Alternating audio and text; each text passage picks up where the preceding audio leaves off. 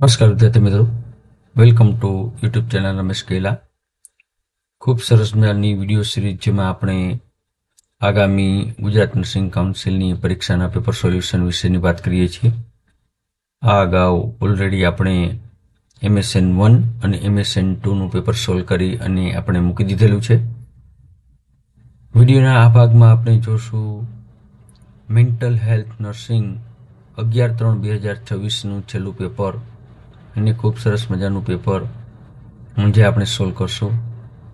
તો ચોક્કસ વિડીયો અંત સુધી જોજો. વિડીયો આપણા મિત્રો સાથે શેર કરો, વિડીયોને લાઈક કરો અને જ્યાં પણ જરૂર પડે ત્યાં કોમેન્ટ કરો.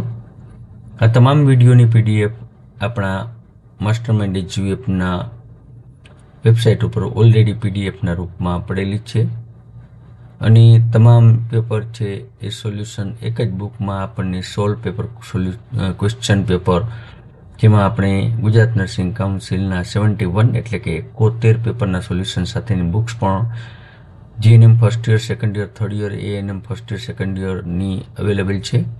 તો ચોક્કસ 9601409876 પર કોલ કરી અને આપ મેળવી શકો છો. તો ચાલો જોઈએ મેન્ટલ હેલ્થ નર્સિંગ 11/3/2026નું પેપર. પહેલો પ્રશ્ન કંઈક આવો હતો: write down the causes of schizophrenia. સ્કિઝોફ્રેનિયાના કારણો લખો. 3 માર્ક. તો જ્યારે મિત્રો આપણને કારણો કહીએ ત્યારે આપણે સ્કિઝોફ્રેનિયા વિશે થોડુંક આપણે ઇન્ટ્રોડક્શન લખવું પડે, જેમાં આપણે ડેફિનેશન લખવી પડે તો આપણા કારણો છે એ સારા લાગે. સ્કિઝોફ્રેનિયા એ સાયકોટિક કન્ડિશન છે જેમાં ક્લિયર કોન્શિયસનેસમાં જે કોન્શિયસનેસ હોય, જેમાં થિંકિંગ, ઇમોશન, વોલ્યુશન એમાં ડિસ્ટર્બન્સીસ થાય, જેના કારણે સોશિયલ વિથડ્રોવલ જોવા મળે. તો આવી કન્ડિશનને સ્કિઝોફ્રેનિયા કહેવાય. એપિડેમિયોલોજી એટલે રિસ્ક ફેક્ટર અને એના કારણો કહેવાય. તો રિસ્ક ફેક્ટરમાં શું હોય તો અકરન્સ એટલે સ્કિઝોફ્રેનિયા મોટાભાગે બધી જ ટાઈપની સોસાયટીમાં જોવા મળે, એટલે દરેક લોકોમાં જોવા મળે. કઈ ઉંમરમાં જોવા મળે તો 15 થી 45 વર્ષમાં જોવા મળે. સેક્સમાં મેલ અને ફિમેલ બંનેમાં મોટાભાગે સેમ જ રેશિયો જોવા મળે. સ્કિઝોફ્રેનિયા આપણને દરેક જગ્યાએ જોવા મળતો એક સાયકોટિક ડિઝીઝ છે. લો સોશિયો ઇકોનોમિકલ ગ્રુપમાં હાયર કરતાં વધારે થોડો જોવા મળે. 15% કેસમાં ન્યૂ એડમિશન હોસ્પિટલમાં મોટાભાગે સ્કિઝોફ્રેનિયાના જ હોય છે. કોઝિસ ઓફ સ્કિઝોફ્રેનિયાની વાત કરીએ તો પહેલું છે બાયોલોજિકલ ફેક્ટર. બાયોલોજિકલ ફેક્ટરમાં શું હોય તો જે આપણે ડોપામિન છે, જે ગામા એમિનો બ્યુટેરિક એસિડનું અલ્ટરેશન થવાથી સ્કિઝોફ્રેનિયા થવાના ચાન્સીસ રહે છે. એટલે આપણે એમ કહી શકાય કે જેનેટિક ફેક્ટર પણ આ ડિઝીઝ માટે રિસ્પોન્સિબલ છે. તો ડોપામિન ખાસ યાદ રાખો, જેનેટિક ફેક્ટર યાદ રાખો. જો કેવી રીતે જોવા મળે તો આઈડેન્ટિકલ ટ્વિન્સ હોય તો એ 50% ચાન્સીસ રહે. ફ્રેટર્નલ ટ્વિન્સ હોય તો એમાં 15% ચાન્સીસ રહે. બ્રધર અને સિસ્ટર હોય તો 10% હોય. વન પેરેન્ટ્સ અફેક્ટેડ હોય તો 15% હોય અને બોથ પેરેન્ટ અફેક્ટેડ હોય તો 35% સ્કિઝોફ્રેનિયાના બાયોલોજિકલમાં ચાન્સ રહે છે. સાયકોડાયનેમિક થિયરી હોય જે આપણને ફ્રોઇડ દ્વારા આપી છે. બીજું કોર્સ છે સાયકોડાયનેમિક થિયરી પ્રમાણે પણ સ્કિઝોફ્રેનિયા ડેવલપ થાય, જેમાં પુઅર ઇગો બાઉન્ડ્રી હોય, ફ્રેજાઇલ ઇગો હોય, ફ્રીઝ થયેલો હોય, ઇનએડિક્વેટ ઇગો હોય, ડેવલપમેન્ટ હોય તો પણ થાય. ઇગો ફંક્શન જ ઘણી વખત ઇમ્પાયર્ડ થયું હોય, ઇગો જેવું કંઈ હોય જ નહીં તો સ્કિઝોફ્રેનિયા ડેવલપ થાય. બરાબર. જજમેન્ટ ઉપર અસર થાય. ફેમિલી રિલેશન ખરાબ હોવાના કારણે સ્કિઝોફ્રેનિયા છે એ થતું હોય. મોટાભાગે બ્રોકન ફેમિલી હોય, ડાયવર્સ પેરેન્ટમાં સ્કિઝોફ્રેનિયા થવાના વધારે શક્યતા રહે. ત્રીજું છે, પેલું હતું આપણું બાયોલોજિકલ, બીજું હતું સાયકોડાયનેમિક, ત્રીજું છે સોશિયલ ફેક્ટર. તો લો સોશિયલ ઇકોનોમિકલ ફેમિલીઝ હોય જેમાં વધારે પડતું કોલિંગ જોવા મળે, એવું ફેમિલી હોય તો એમાં વધારે જોવા મળે. ન્યુટ્રિશનલ ફેક્ટરમાં vitamin B1, vitamin B2, vitamin B12 અને Cની ડેફિશિયન્સીના કારણે ઘણી વખત સ્કિઝોફ્રેનિયા થઈ શકે. તો આવું આપણે યાદ રાખવાનું છે. Describe the type of schizophrenia, સ્કિઝોફેનિયાના પ્રકારના વર્ણન કરો. 4 માર્કનું છે. આપણે પ્રકાર લખી અને એના થોડું વર્ણન કરવાનું છે. પહેલું છે પેરેનોઇડ સ્કિઝોફેનિયા. પેરેનોઇડ વર્ડ એટલે ડિલ્યુઝન પેરેનોઇડ કહેવાય. મોસ્ટ કોમન સ્કિઝોફેનિયા છે, બરાબર. ડિલ્યુઝન અને ડિલ્યુઝિનેશન, હેલ્યુઝન, આ બધા જ શબ્દો આપણે ખૂબ પ્રચલિત છે અને આપણે ખાસ કરીને જ્યારે પણ વ્યાખ્યાના રૂપમાં પૂછાય ત્યારે આપણને આવડવા જોઈએ. તો ડિલ્યુઝિનેશન ઓફ પરસેપ્શન, પરસ્ક્યુશન કહેવાય. અને ડિલ્યુઝનેશન ઓફ પરક્યુશન એટલે એવું બિલીવ કરે કે માલ ઇલવોન્ટરી ટ્રીટ કરવામાં આવે, એને બરાબર ટ્રીટ કરવામાં નથી આવતું, એવી જ રીતે એને મને કાંઈ કામ મારી સાથે બરાબર વર્તન નથી કરવામાં આવતું, એવું જ પેરેનોઇડ પર્સનાલિટીમાં. ટૂંકમાં હંમેશા શકી વ્યક્તિ હોય, બરાબર. ગ્રેન્ડિયોસિટી હોય, હેલ્યુઝિનેટરી વોઇસ હોય, સતત અવાજો સંભળાતા હોય એવું લાગે. એમાં ડિસ્ટર્બન્સીસ ઓફ આપે કોઈ પણ વસ્તુ ઇફેક્ટ ન કરે એમાં ડિસ્ટર્બન્સીસ હોય. વોલિશન હોય, સ્પીચ અને મોટર બિહેવિયર એનું પુઅર હોય, એમના આઈપીઆર પણ પુઅર હોય. તો આને કહેવાય પેરેનોઇડ સ્કિઝોફેનિયા. મોટાભાગે આ પ્રકારનું સ્કિઝોફેનિયા વધારે જોવા મળતું હોય. ત્યાર પછીનું છે હેબિફ્રેનિક સ્કિઝોફેનિયા. તો હેબિફ્રેનિક સ્કિઝોફેનિયામાં શું હોય? તો આ ડિઝીઝ છે અર્લી એન્ડ ઇન્સિડિયસ ઓનસેટ હોય છે. મોટાભાગે વહેલો થતો હોય અને તરત જ જોવા મળે, એકદમ ક્રોનિક ન હોય, ધીમે ધીમે ડેવલપ થાય એવો હોય નહીં. આ ડિસઓર્ડરમાં પ્રીમોર્બિડી પર્સનાલિટી હોય, જોવા મળે. તેમાં એસેન્શિયલ ફીચર નીચે મુજબ જો કેવી પ્રીમોર્બિડી એટલે કેવી ઇનકોહરન્ટ હોય, કોઈ સાથે સંબંધ બહુ ધરાવતો હોય નહીં. થોટ ડિસઓર્ડર હોય, એના વિચારો છે એમાં ડિસઓર્ડર હોય. સિવિયર લૂઝનિંગ ઓફ એસોસિએશન હોય, કોઈ પણ બે વાત વચ્ચેનું કે ક્યાંય કાંઈ એસોસિએશન જોવા મળતું હોય નહીં. કોઈ એક્ટિવિટી વચ્ચેનું કે કોઈ કામ વચ્ચેનું એસોસિએશન જોવા મળે નહીં. એક્સ્ટ્રીમ સોશિયલ ઇમ્પાયરમેન્ટ હોય, સોસાયટીમાં ભળતો હોય ને વિડ્રોલ સિમ્ટમ હોય. ડિલ્યુઝન અને હેલ્યુઝિનેશન મોટાભાગે જોવાતું, અવાજો સંભળાતા હોય, ભણકારા વાગતા હોય, કાંઈ ન હોય તો કાંઈક વસ્તુ દેખાતી હોય. સેન્સલેસ ગિગિંગ, સતત ઉધરસ આવતી હોય, ગિગિંગ કરતું હોય, બરાબર, દાંત કાઢતું હોય, બરાબર. મિરર ગેમેઝિંગ એટલે આમ અરીસાની સામે જોઈને જે ચેનચાળા કરતું હોય એવું હંમેશા ચેનચાળા કરતું હોય. ગ્રીમેઝિંગ એટલે ગ્રીમેઝ એનું બરાબર હોય નહીં. ઇમોશનલી બેદરકાર અને લાપરવાહ હોય એકદમ, એને કોઈ ઇમોશનલ જેવું હોય નહીં. પર્સનલ હાઇજીન મેન્ટેન કરે નહીં. યુરિન સ્ટૂલ બેડમાં પાસ કરે. બિહેવ લાઇક ચિલ્ડ્રન, બાળક જેવું વર્તન કરે. તો આને કહેવાય હેબિફ્રેનિક સ્કિઝોફેનિયા. ત્યાર પછી ત્રીજો પ્રકાર છે કેટાટોનિક, બરાબર. તો પહેલો પ્રકાર કયો હતો? તો પહેલો પ્રકાર આપણે યાદ રાખવાનો છે પેરાનોઇડ, બીજો છે હેબિફ્રેનિક, ત્રીજો છે કેટાટોનિક. સ્કિઝોફેનિયા અવારનવાર પૂછાતો પ્રશ્ન છે અને સ્કિઝોફેનિયા આપણને આવડવું જ જોઈએ. એના પ્રકાર, કોઝિસ અને એની ટ્રીટમેન્ટ. તો કેટાટોનિકમાં શું હોય? તો મોટર બિહેવિયરમાં ડિસ્ટર્બન્સીસ જોવા મળે. કેટાટોનિક સ્ટુપર હોય અને કેટાટોનિક એક્સાઇટમેન્ટ જોવા મળે. એટલે સ્ટુપર એટલે બેભાન થઈ જાય, ના તે એવું જોવા મળે. એક્સાઇટમેન્ટ એટલે એકદમ ઉત્તેજિત થઈ જાય એવું જોવા મળે, બરાબર. તો ટૂંકમાં મોટર બિહેવિયર એટલે જે મોટર ન હોય, સાયકોમોટર એક્ટિવિટી હોય એ બધી એમાં ઇફેક્ટ થાય. ઇન્ક્રીઝ સાયકોમોટર એક્ટિવિટી, બધી જ એક્ટિવિટી છે એ ઇન્ક્રીઝ થાય. ઇન્ક્રીઝ સ્પીચ પ્રોડક્શન, બોલ કરતું હોય. લૂઝિંગ એસોસિએશન, કોઈ બોલે એની હારે કાંઈ કોઈ જાતનું એસોસિએશન હોય નહીં. ફ્રેન્ક ઇન કોરેશન, બધાની સાથે ફ્રેન્કલી બોલ કરતું હોય. ક્લિનિકલ ફીચર રિલેટેડ ટુ કેટાટોનિક સ્ટુપર, મસ્ટીન હોય, મૂંગું થઈ જાય. રિજિડ હોય, રિજિડિટી એકદમ હોય. નેગેટિવિઝમ જોવા મળે. પોસ્ચરિંગ, ઊભું હોય તો ઊભું હોય, બેઠું હોય તો બેઠું હોય. સ્ટુપર હોય તો સ્ટુપર એટલે એકદમ ઘણી વખત બેભાન થઈ જાય. ઇકોલાલિયા હોય, એકને એક જે શબ્દો છે એ વારંવાર બોલતો હોય. ઇકોપ્રેક્સિયા હોય, એક્ટિવિટી કરતું. વેક્સી ફ્લેક્સિબિલિટી હોય. વેક્સી ફ્લેક્સિબિલિટી એટલે સ્ટેચ્યુની જેમ એમને ફ્લેક્સિબિલિટી. વેક્સી એટલે ગુંદર કહેવાય, વેક્સ કહેવાય. ફ્લેક્સિબિલિટી એટલે ફિક્સ થઈ જાય. વ્યક્તિ ફિક્સ થઈ જાય. બેઠો હોય તો એક જગ્યાએ કેટલી વાર બેઠો હોય, ઊભો હોય તો એક જ જગ્યાએ કેટલી વખત ઊભો હોય.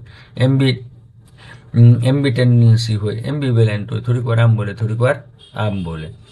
અને ચોથો છે રેસિડ્યુઅલ સ્કિઝોફેનિયા. આમાં પહેલાં પાસ્ટમાં પેશન્ટને કેટલીક વાર સ્કિઝોફ્રેનિયાનું ડાયગ્નોસિસ થયેલું હોય, સિમ્ટમ જોવા મળતા નથી, પણ અમુક રિમેનિંગ સિમ્ટમ હોય, મીન્સ બધા સિમ્ટમ ન હોય પણ થોડાક સિમ્ટમ એને રહી ગયા હોય તો રેસિડ્યુઅલ એટલે પૈડ્યું રહેલા હોય એવું, રેસિડ્યુઅલ એટલે પૈડી હોય એવી, જૂના સિમ્ટમ પડ્યા હોય અને ફરીથી જોવા મળતા હોય એ. તો એમાં પણ એવું જ હોય, ઇમોશનલ બ્લન્ટિંગ જોવા મળે એટલે ઇમોશનલ ડિસ્ટર્બન્સીસ હોય, ઇકેટ્રિક બિહેવિયર એટલે બિહેવિયર એકદમ ઇકેટ્રિક એટલે એકદમ અજુગતું હોય, ઇલિયોજિક થિંકિંગ હોય, લોજિકલ થિંકિંગ બરાબર થિંકિંગ ને લોજિકને કંઈ લેવા દેવાનું હોય, અને સોશિયલ વિડ્રોવલ હોય. તો આ હતું ચોથું રેસિડ્યુઅલ. અને પાંચમું છે ઇનડિફરન્શિયલ સ્કિઝોફ્રેનિયા, જેનું કંઈ ડાયગ્નોસિસ થઈ શકે નહીં, બરાબર, અને સબટાઈપ પણ હોતા નથી, બરાબર. એમાં ટોક ફીચર પ્રેઝન્ટ હોય, બકબક કરતો હોય, મોર ધેન વન સબટાઈપ હોય, બરાબર, 2-3 બીજા પણ એબીફ્રેનિક એ ભેગું થતું હોય, રેસિડ્યુઅલ પણ ભેગું થતું હોય એવું હોય, તો એને કહેવાય અનડિફરન્શિએટ, બરાબર, ડિફરન્ટ કરી શકો નહીં એવું સ્કિઝોફ્રેનિયા. સિમ્પલ સ્કિઝોફ્રેનિયા, તો સિમ્પલ સ્કિઝોફ્રેનિયા એટલે શું? તો early onset progressive અકર and negative symptom જોવા મળે. સિમ્પલ, સાદું, આમ ગાંડું કહી શકાય નહીં, પણ આમ વેગ્યું હોય, હાઇપોકોન્ડ્રિયાક ફીચર હોય, વેન્ડરિંગ ટેન્ડિંગ રખડતું હોય, સેલ્ફ એપ્રુવ ઇલનેસ સતત માંદું રહેતું હોય, એમલેસ એક્ટિવિટી કોઈ પણ પ્રકારની એક્ટિવિટી એવી હોય કે જેનો કોઈ મતલબ ન હોય, તો એ સિમ્પલ સ્કિઝોફ્રેનિયામાં આવે. પોસ્ટ સ્કિઝોફ્રેનિક ડિપ્રેશન, તો એ સ્કિઝોફ્રેનિયાનો એક પ્રકાર છે. રેસિડ્યુઅલ જો સ્કિઝોફ્રેનિયા હોય તો પછી ડેવલપ થાય, તો એમાંથી જે કેમાંથી થાય? તો પોસ્ટ એટલે પહેલાં થઈ ગયેલું હોય અને પછી પાછું ફરીને થાય તો પોસ્ટ સ્કિઝોફ્રેનિક ડિપ્રેશન કહેવાય. તો આવું પણ જોવા મળતું હોય. ત્યાર પછીનો પ્રશ્ન છે 5 માર્કમાં, describe the management of schizophrenia. આપણે બહુ યાદ રાખવાનું છે, જેટલા પણ તમને એમના પોઈન્ટ આવડે એટલા બધા જ પોઈન્ટ આપણે યાદ રાખવાના છે. તો મેનેજમેન્ટ ઓફ સ્કિઝોફ્રેનિયામાં આપણે શું કરશું? તો કોમ્પ્લાયન્સ ટુ ટ્રીટમેન્ટ આપણે પહેલાં આપવાની. સાયકેટ્રિક દ્વારા જે પ્રિસ્ક્રાઇબ કરવામાં આવેલી હોય એ જ ડ્રગ્સ આપવી જોઈએ. મેડિસિન આપ્યા બાદ પેશન્ટમાં કોઈ પણ ચેન્જ જોવા મળે તો એનો રેકોર્ડ કરવો જોઈએ. પેશન્ટના રિલેટિવને ECT વિશે સમજણ આપવી જોઈએ.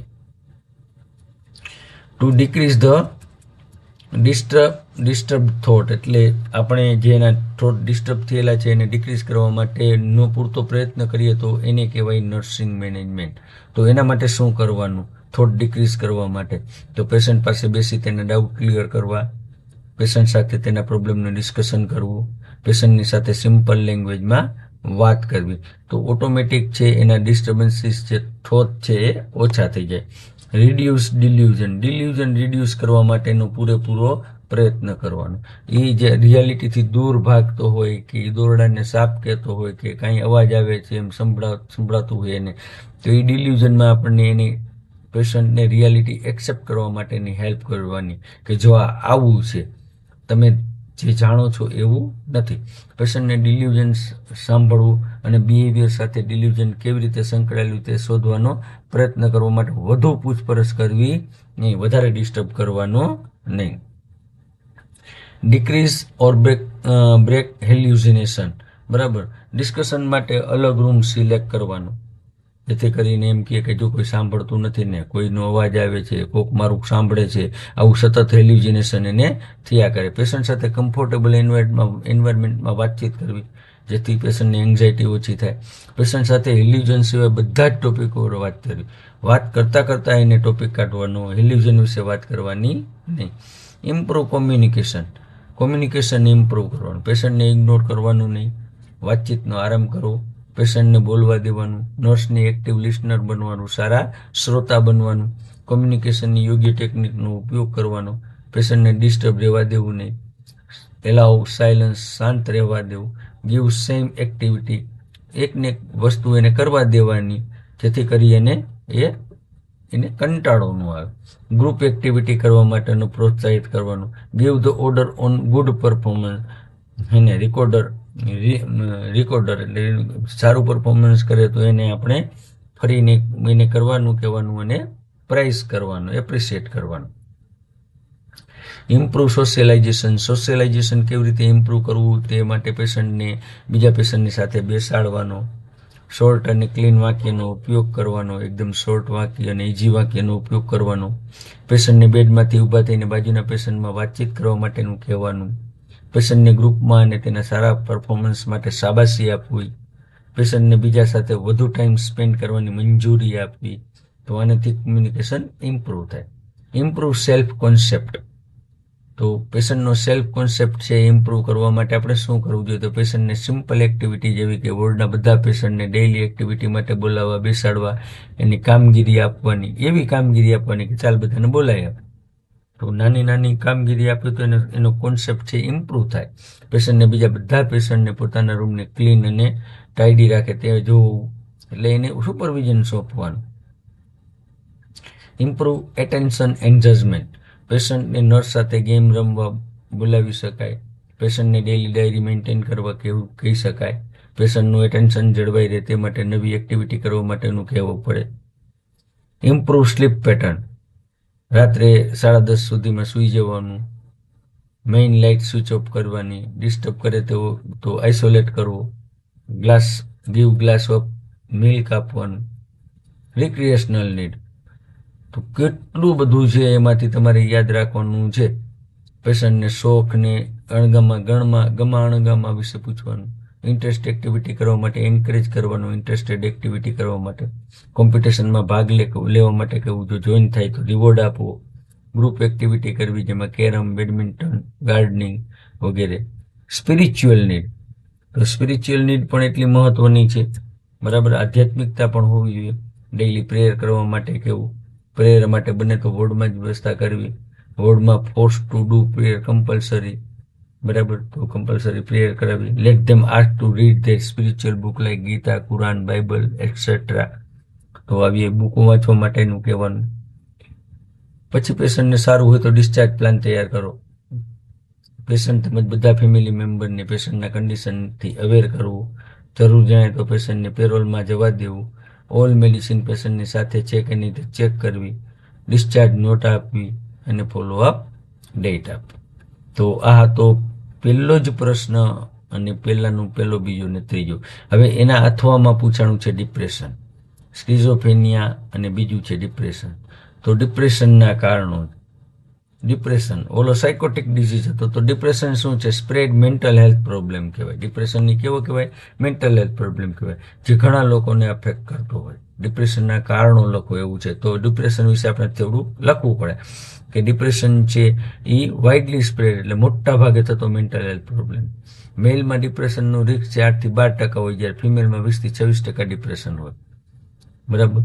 વુમનને મેઇન કરતાં બાયપોલર ડિસઓર્ડર થવાની શક્યતા વધારે હોય. 18 વર્ષના મેઇન અને 20 વર્ષની વુમેનમાં મોટા ભાગે વધુ જોવા મળે. આ લોકો વધારે ડિપ્રેશનમાં આવી જાય. ડિપ્રેશન થવાના કારણોમાં પહેલું જ કારણ છે બાયોલોજીકલ ફેક્ટર. જેવી રીતે સ્કિઝોફ્રેનિયાનું બાયોલોજીકલ ફેક્ટર હતું, અહીંયા પણ બાયોલોજીકલ ફેક્ટર છે, જેમાં જીનેટિક ફેક્ટર છે કે ફેમિલીમાં કોઈને ડિપ્રેશનની હિસ્ટ્રી હોય. Brain chemistry, imbalance of serotonin, dopamine, norepinephrine, બરાબર. તો મોટા ભાગે ડોપામીન અને નોરેફિડ્રીન અને સિરોટીનના ઇમ્બેલેન્સના લીધે થાય. હોર્મોનલ ચેન્જીસના લીધે પણ ડિપ્રેશન જોવા મળે, જેમાં પ્યુબર્ટી, પ્રેગ્નન્સી, પોસ્ટપાર્ટમ અને મેનોપોઝ દરમિયાન પણ ઘણી વખત ડિપ્રેશન જોવા મળે. ક્રોનિક ઇલનેસ હોય તો પણ ડિપ્રેશન જોવા મળે, જેમાં heart disease, diabetes, cancer, chronic pain. તો આ બધા જ કહેવાય બાયોલોજીકલ ફેક્ટર. Psychological factor. તો પર્સનાલિટી, ખરાબ પર્સનાલિટી હોય તો ડિપ્રેશનનું કારણ કોઈ પણ જાતનો ટ્રોમા હોય, સ્ટ્રેસફુલ ઇવેન્ટ થઈ ગયું હોય, ફિઝિકલ એબ્યુઝ કોઈ કરતું હોય, સેક્સ્યુઅલ એબ્યુઝ હોય, ઇમોશનલ એબ્યુઝ હોય, બધા પ્રકારના એબ્યુઝથી ડિપ્રેશન જોવા મળે. લોસ ઓફ લવ વન, કોઈનો પ્રેમમાં ભગ્ન થઈ ગયો હોય, ડિફિકલ્ટી ટુ રિલેશનશિપ ન રાખી શકતો હોય, મેજર લાઈફ ચેન્જીસ હોય, ફાઇનાન્શિયલ ક્રાઇસિસ હોય. તો આ બધા છે એ કેવા કહેવાય? સાયકોલોજીકલ ફેક્ટર કહેવાય. અધર મેન્ટલ હેલ્થ ઇસ્યુમાં એન્ઝાયટી હોય, ઇટિંગ ડિસઓર્ડર હોય, આપણે જે નર્વોક્ઝા, બુલિમિયા, નર્વોક્ઝા જોયું, બરાબર ને, એવા હોય ઇટિંગ. તો આ હતા લાઇફસ્ટાઇલ ફેક્ટર. એનાથી પણ ડિપ્રેશન થાય. લેક ઓફ સપોર્ટ હોય, આઇસોલેટ હોય, પુઅર સોશિયલ કનેક્શન હોય, ડ્રગ એબ્યુઝથી પણ ડિપ્રેશન જોવા મળે, alcohol, drug misuse, bad childhood experience, બાળપણમાં નાના એવા એક્સપિરિયન્સ ખરાબ થઈ ગયા હોય, નિગ્લેક્ટ હોય, વાયોલન્સ હોય, પોવર્ટી હોય, રેપ હોય, આવા એક્સપિરિયન્સથી પણ ઘણી વખત ડિપ્રેશન જોવા મળે. તો આ હતા કેટલાક કારણો ડિપ્રેશનના. Describe the clinical manifestation of depression. તો એ સાઇન સિમ્ટમ કહેવાય, ચિહ્નો લક્ષણો કહેવાય. બરાબર, ચિહ્નો લક્ષણોના ડિપ્રેશનના ચિહ્નો લક્ષણોમાં આખું મેન્ટલ હેલ્થ લખી નાખો તમે, કેટલા બધા આવે.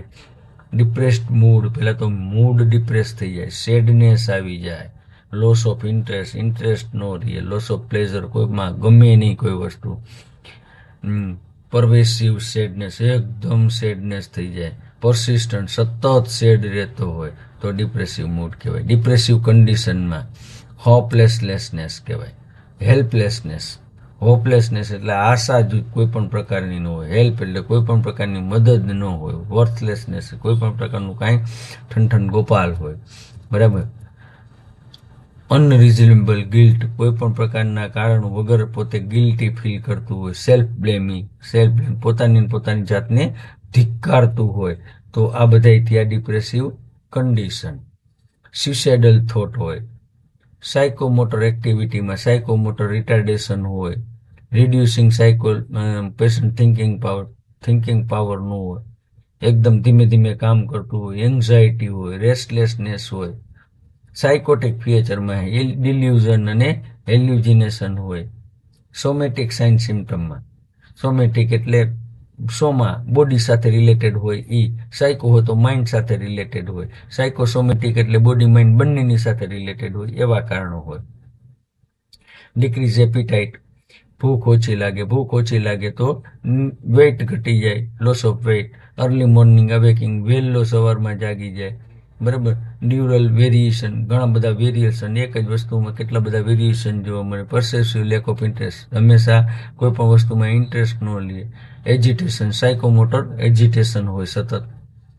અધર ફીચરમાં એપથી, સેડનેસ, સ્લીપ ડિસ્ટર્બન્સ, હોપલેસનેસ. આગળના બધા જ જે સાઇન સિમ્ટમ હતા બધા જ સાઇન સિમ્ટમ આવે. વર્થલેસનેસ, બરાબર, guilt, anger, fatigue, thought of death, મરી જાય, વિચારો જ આવે નહીં. ડિક્રીઝ લિબિડો, ડિપેન્ડિંગ, બરાબર, પેસિવનેસ. તો આ બધા જ હતા ડિપ્રેશનના સાઇન સિમ્ટમ. ડિપ્રેશનનું મેનેજમેન્ટ કેવી રીતે કરશું? તો આપણને સ્કિઝોફ્રેનિયાનું મેનેજમેન્ટ આવડે તો ડિપ્રેશનનું મેનેજમેન્ટ પણ આપણને આવડી જાય. પેશન્ટની થેરાપ્યુટિક નીડ જોવાની પહેલાં. બરાબર, થેરાપ્યુટિક નીડમાં શું હોય? તો to help the patient accept and take the medicine, એટલે પેશન્ટને દવા લેવા માટે મદદ કરવાની, ડૉક્ટર ઓર્ડર મુજબ જે દવા પીવો એ લેવાની મદદ કરવાની. મેડિસિનની નીડ વિશે પેશન્ટને સમજાવવું. Check the side effect of medicine and record. બરાબર, કોઈ પણ મેડિસિન આપણે આપીએ તો એની સાઇડ ઇફેક્ટ શું છે એ આપણે ચેક કરવી જોઈએ, રેકોર્ડ કરવો જોઈએ. એન્ટી ડિપ્રેસિવ ડ્રગ ચાલતી હોય તો તેનો ટાઈપ ચેક કરવો, કયા પ્રકારની ડ્રગ ચાલે છે. પેશન્ટની મેડિસિન લે છે કે નહીં એની ખાતરી કરો. બરાબર, તો 5R કયો, 7R કયો, ધ્યાનમાં right patient, right medicine, right dose, right time, right route, right recording અને right refuse, right to refuse. નહીં પાડે તો પછી પરાણે પવાની હોય નહીં, પણ સમજણ આપવાની હોય. પેશન્ટ અને રિલેટિવને ECT માટે ઘણી વખત ECTની જરૂર પડે તો મેન્ટલી પ્રિપેર કરવા. ઇન્ડિવિજ્યુઅલ અને ગ્રુપમાં સાયકોથેરાપી આપવી. ફિઝિકલ નીડમાં to prevent suicidal idea and attempt. ડિપ્રેશનવાળા પેશન્ટને સુસાઇડલ આઈડિયા આવતા હોય તો પહેલાં આપણે સુસાઇડલ આઈડિયાને પ્રિવેન્ટ કરવા જોઈએ. એમાં શું કરવાનું? તો પેશન્ટને એકલો નહીં મૂકવાનો. શાર્પ ઇન્સ્ટ્રુમેન્ટ હોય, ગ્લાસ હોય, નેકલેસ હોય, વગેરે વસ્તુ હોય જેનાથી સુસાઇડ કમિટ કરી શકે તેવા ઇન્સ્ટ્રુમેન્ટને એની બાજુમાંથી દૂર રાખવા જોઈએ. પેશન્ટને પેસિવ સુસાઇડલ માટે ઓબ્ઝર્વ કરવું જોઈએ. પેશન્ટને બાથટબની અંદર સૂતો પડ્યો રહેવા દેવો જોઈએ નહીં. પેશન્ટ ડિપ્રેશનમાંથી બહાર આવે ત્યારે નજર રાખવી જોઈએ. સુસાઇડલ એટેમ્પ માટેની ઓપોર્ચ્યુનિટી હોઈ શકે. એકલું મૂકવાનું નહીં. રિલેટિવ અને ફેમિલી મેમ્બરને કન્ડિશનની જાણ કરવાની. બાથરૂમ અને ટોયલેટમાં ચેક કરતા રહેવું. સુસાઇડ કરવાનો ગમે ત્યારે પ્લાન કરી શકે છે. બરાબર, પેશન્ટને બાથરૂમ અને ટોયલેટમાં બંધ રહેવા દેવું નહીં. સુસાઇડ આઈડિયા વિશે જણાવે તો એ તેને એન્કરેજ કરવા માટેનો પ્રયત્ન કરવો, એમાંથી બહાર લાવવા માટે એન્કરેજ કરવાનો પ્રયત્ન કરવાનો. રિલેટિવને સમજાવવું કે પેશન્ટને આનંદદાયક અને સફળ પ્રસંગોની પેશન્ટને જાણ કરે, હેપી ઇવેન્ટ હોય એના વિશે એને જાણ કરવાની હોય. જીવનની પરિસ્થિતિઓ સામે ઝઝૂમવા માટે નવી રીતો આઈડેન્ટિફાઈ કરવા માટે પેશન્ટને મદદરૂપ થવું જોઈએ. ફેમિલી, ફ્રેન્ડ, રિલેટિવ સાથે ડિસ્કસ કરવું જોઈએ. સમજાવવું જોઈએ કે અમુક ચોક્કસ ક્ષણે મરવાની ઈચ્છા થશે, પરંતુ જીવનમાં બીજી સારી બાબતો પણ છે જ્યારે તેની કોઈકને, તમારી પણ કોઈકને જરૂર છે. આવી એને સમજણ આપવી જોઈએ. તો આ સુસાઇડલ ટેન્ડન્સીના કેટલા બધા મુદ્દાઓ આવી જાય. ઇમ્પ્રુવ ન્યુટ્રિશન ઇન્ટેક, ન્યુટ્રિશન આપવું જોઈએ, સ્મોલ ક્વોન્ટિટીમાં આપવું જોઈએ, ફ્રિકવન્ટલી આપવું જોઈએ. ફૂડ ચોઈસ કરવા માટેની એને કહેવું જોઈએ. એટ્રેક્ટિવ મેનરમાં સર્વ કરવું જોઈએ. સ્ટુપર પેશન્ટના કેસમાં રાઇસ્ટિવ ફીડિંગ ઘણી વખત આપવું જોઈએ. કોમામાં આવી જાય કે બેભાન થઈ જાય તો રાઇસ્ટિવ ફીડિંગ આપવું જોઈએ. બીજા જમતા હોય ત્યારે જમવાનું સર કરવું. પેશન્ટ જમતો હોય ત્યારે તેની સાથે રહેવું. પેશન્ટ જમતો હોય ત્યારે સારી બાબતોના વખાણ કરવા. પેશન્ટને ખૂબ પ્રમાણમાં fruit, roughages, green leafy vegetable, salad વગેરે આપવા. તો આને કહેવાય nutrition. To pressure the patient to maintain personal hygiene. Personal hygiene maintain કરવા માટે ખાસ તમને ડિપ્રેસિવ પેશન્ટ હોય તો ઘણી વખત લેથાર્જિક પેશન્ટ હોય તો પર્સનલ હાઇજીન મેન્ટેન કરવા માટે ખાસ સમજણ આપવાની. દરરોજ બ્રશિંગ, બાથિંગ માટે કહેવાનું, નીટ ક્લીન કપડાં પહેરવા માટે કહેવાનું. પેશન્ટના રિલેટિવને પર્સનલ હાઇજીનમાં હેલ્પ કરવાની. પેશન્ટ તેની દાઢીની વાળની કેર લે છે, નેલ કટિંગ કરે છે કે નહીં તે જોવાનું. બોવેલ ઇવેક્યુએશન માટે એટલે કે ટોયલેટ માટે પૂરતો સમય આપે છે કે નહીં તેના માટે એન્કરેજ કરવો.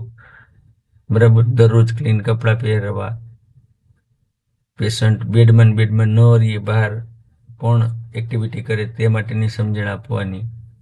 પેશન્ટની ક્લીનલીનેસ માટે એના વખાણ કરવાના. Balance activity, rest and sleep. તો બેલેન્સ એક્ટિવિટી આપવાની, રેસ્ટે કરવાનું અને એક્ટિવિટી પણ. દિવસ દરમિયાન પેશન્ટને એક્ટિવિટી કરવા માટે સમજાવવું. પેશન્ટને સૂતા પહેલાં બાથ લેવા માટે સમજાવવું. ક્લીન અને કમ્ફર્ટેબલ બેડ આપવી. 1 ગ્લાસ વોર્મ દૂધ આપવું બેડ ટાઈમે. વોર્ડની અંદર શાંત અને ઓછામાં ઓછું ડિસ્ટર્બન્સ થાય એવું વાતાવરણ ઊભું કરવું. પેશન્ટને સમજાવવું કે દિવસની એક્ટિવિટીથી થોડો થાક લાગશે અને એના લીધે રાત્રે નિંદર આવી જશે. સાયકોલોજીકલ નીડ શું હોય તો રિડ્યુસ ધ ફિલિંગ અને ડિપેન્ડન્સી, હેલ્પલેસનેસ. પેશન્ટ એવું સમજતો હોય કે એનું કોઈ નથી તો એવી વખતે આપણે સાયકોલોજીકલ સપોર્ટ આપવો જોઈએ. પોતાના ડિસિઝન લેવા માટે જાતે સમજાવવું જોઈએ. બાથ ક્યારે લેશે એ પેશન્ટ પોતાનો નિર્ણય પોતાને આપવા દેવો જોઈએ. પેશન્ટને કોઈ પણ જાતની મદદ વગર ઇટિંગ, કોમ્બિંગ, શેવિંગ ક્રિયાઓ કરવા માટે એન્કરેજ કરવું જોઈએ. જો પેશન્ટ તેની જાત વિશે કંઈ હલકી કે અમૂલ્ય વાત કરે તો રિમાર્ક કરવો જોઈએ, ધ્યાનથી સાંભળવું જોઈએ. જેમ કે હું સારો નથી લાગતો એવું કહીએ તો એ સાંભળવું જોઈએ. પેશન્ટને ઇન્ટરેસ્ટ અને કેપેસિટી પ્રમાણે કામ સોંપવું જોઈએ. પેશન્ટના નામથી બોલાવવાનો પ્રયત્ન કરવો જોઈએ. બને ત્યાં સુધી રિસ્પેક્ટ બતાવવું જોઈએ. Improve self confidence. પેશન્ટનો સેલ્ફ કોન્ફિડન્સ છે એ રેઝ કરવા માટેની મદદ કરવા માટે બધી જ એક્ટિવિટી કરવી જોઈએ. પેશન્ટને એક્ટિવિટી કરવા માટે કોન્ફિડન્સ હોય તો એક એક્ટિવિટી આપણે એને બીજી વાર કરાવવી જોઈએ. રિલેટિવ અને એમને સમજાવવું જોઈએ કે ડિફિકલ્ટ ડિસિઝન મેકિંગ સિચ્યુએશનમાં પેશન્ટને ફેસ કરવા નહીં. બહુ ખરાબ ડિસિઝન લેવાનો હોય ત્યારે પેશન્ટને બહુ ફોર્સ કરવો નહીં. પેશન્ટને પ્રોગ્રેસ કરેલ હોય તો તેની જાણ કરવી, એન્કરેજ કરવું. જેમ કે વોર્ડમાં બ્રેકફાસ્ટ ડિસ્ટ્રીબ્યુટ કર્યો હોય, બધાએ કદર કરવી જોઈએ. બધું કેવી રીતે બદલાયું તેની સાથે ચર્ચા કરવી જોઈએ. To improve communication. પહેલા પ્રશ્નમાં પણ હતો, આ પ્રશ્નમાં પણ હતો. કોઈ પણ મેન્ટલ હેલ્થનું હોય તો આ મુદ્દો આપણે યાદ રાખવો જોઈએ. ટુ ઇમ્પ્રુવ કોમ્યુનિકેશન, પેશન્ટની સાથે કોમ્યુનિકેશન સ્કિલ ઇમ્પ્રુવ કરવી જોઈએ, એમની સાથે વાત કરવી જોઈએ. એમના રિલેટિવને પણ સમજણ આપવી જોઈએ કેવી રીતે વાત કરવાનું. પેશન્ટને સતત કોમ્યુનિકેશન કેવી રીતે કરે એના માટે એન્કરેજ કરવો જોઈએ. ફ્રેન્ડલી એપ્રોચ રાખવો જોઈએ. ગુડ લિસનર તરીકે બધું સાંભળવું જોઈએ. પેશન્ટ એંગ્રી થાય તો એને એક્સેપ્ટ કરવું જોઈએ. ટૂંકા અને સ્પષ્ટ વાક્યો બોલવા જોઈએ. પેશન્ટ એવું માનતો હોય કે મારી ભૂલ થઈ તો તેને કહેવું કે ભૂલ તો બધાથી થઈ શકે, આવા ઉદાહરણ સાથે સમજાવવું જોઈએ. પેશન્ટ તેના રિલેટિવ સાથે ઇફેક્ટિવ મેનરમાં વાત કરવા માટે એન્કરેજ કરવું જોઈએ. તો આ રીતે આપણે એને સમજાવવું જોઈએ. ઇમ્પ્રુવ સોશિયલાઇઝેશન, આ પણ બધા જ કોઈ પણ આપણો ટોપિક હોય તો એમાં એની ટ્રીટમેન્ટમાં નર્સિંગ મેનેજમેન્ટમાં લખી શકાય. પેશન્ટને હોસ્પિટલમાં કોઈ ફિલિંગ સાથે આવે તો એક્સેપ્ટ કરવા જોઈએ. પેશન્ટને બીજા સાથે એડજસ્ટ થવા માટે હેલ્પ કરવું જોઈએ. સોશિયલ ઇન્ટરેસ્ટિંગ સિચ્યુએશનનું નિર્માણ કરવું જોઈએ. પેશન્ટને બધા કેટલું માન આપે છે તેની યાદ આપવી જોઈએ. પેશન્ટને બેડમાંથી બહાર આવી અન્ય પેશન્ટની સાથે ઇન્ટરેક્ટ કરવા માટે એન્કરેજ કરવું જોઈએ. To reduce feeling guilt and apathy, તો આ પણ બહુ જ જરૂરી છે. દરેક પેશન્ટ હોય મેન્ટલી અનહેલ્ધી પેશન્ટ, તો પેશન્ટને ગિલ્ટ એવા શબ્દો વ્યક્ત કરવા માટે હેલ્પ કરવી જોઈએ. પેશન્ટને ગિલ્ટ અને ડિપ્રેશનનો સંબંધ માટેનું એસેસ કરવું જોઈએ. એને શું ગિલ્ટ ફીલ કરે છે તે આપણે જાણવું જોઈએ. બરાબર.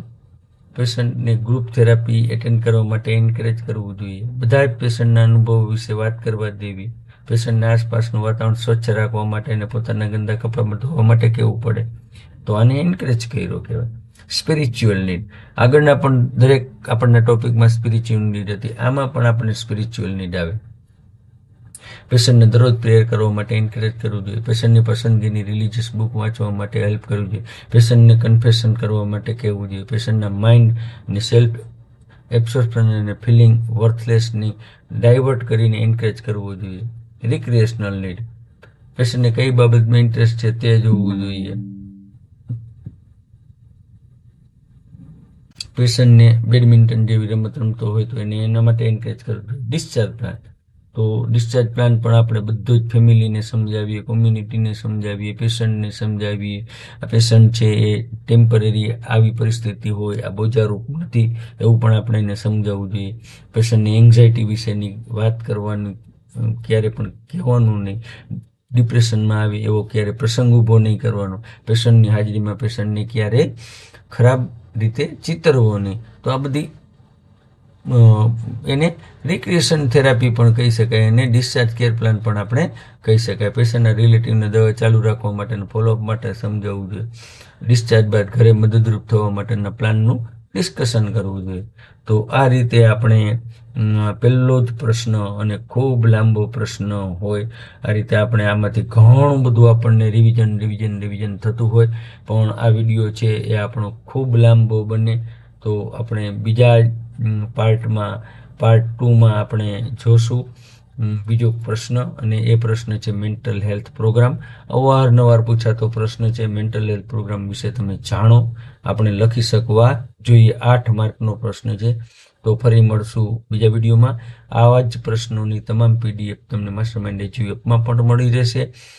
આ જ પ્રશ્નો તમામ છે એ એક જ જગ્યાએ સોલ્વ ક્વેશ્ચન બુક કહેલા પબ્લિકેશનમાંથી પણ તમને મળી રહેશે.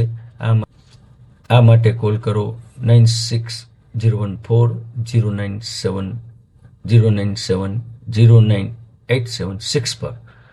તો ખૂબ ખૂબ આભાર, ધન્યવાદ.